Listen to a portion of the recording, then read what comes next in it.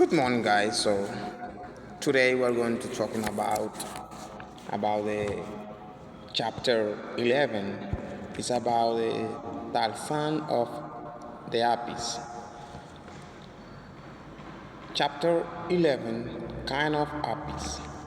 It was not yet dark when he crashed reaching the tree, though he stopped and housed me, and devoured the remain of the wind boar he had catchen the preceding day, and again to take Nologans, how and arose from the free top in which he had hidden them.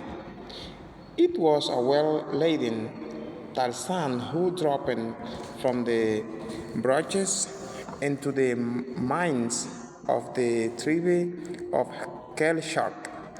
With a swelling chest, he narrowly the groins of his adventure and exhibiting the spoil of Congress. Kerchak grunting and turning away, for he was jealous of his estranged member of his band. In his little and evil brain, he sought for some excuse to wreak his hatred upon Tarzan. The next day, Tarzan was practicing with his bow and arrow on the first grain of dawn.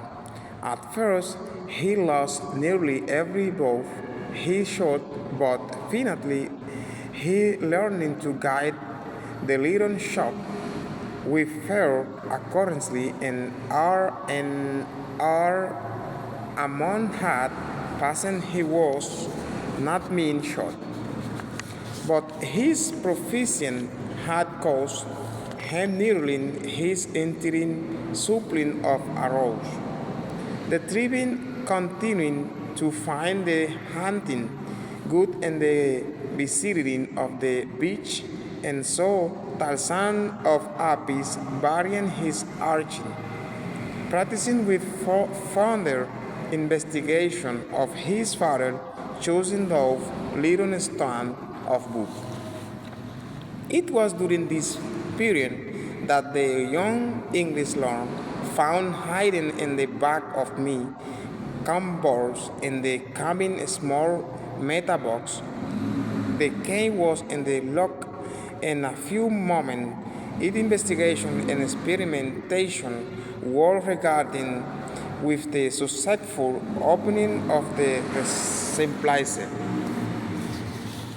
This was almost entirely filled with fine script, but while the little guns were all familiar to him, their arrangement and the combination in which they occurred were strange and entirely incomprehensible.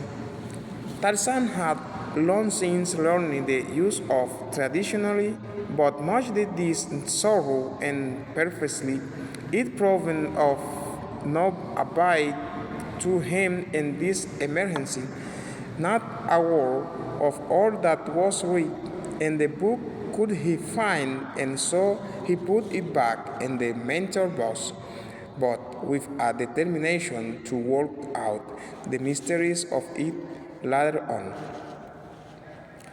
Little did he know that his book held between its cover the key to his origin, the answer to the strange reading of his strange life.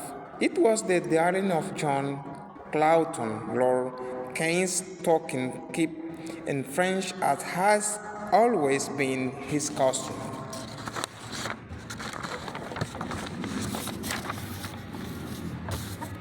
In it, he found a faded photograph of a smooth-faced young man, a garden-looking student with diamond, likened to a small gold chain, a few letters, and a small book.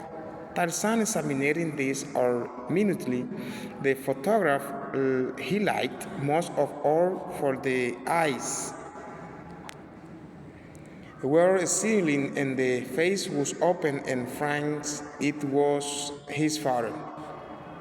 They longed to look his fancy and he present his chain about his neck in imitation of the ornamentation he had seen to be so common among the black men he had visited. The brilliant stone gleaming strangely against his small brown hide. The letter he could scarcely decipher, for he had learned little of nothing of script, so he put them back in the box with the photograph and turned his attention to the books. Tarzan replacing the box and the cupboard, but always the rainfall, he cried the future of the strange, seeming face of his father, and his hair of efficient determination to solving the mystery of the strange world in the little black books.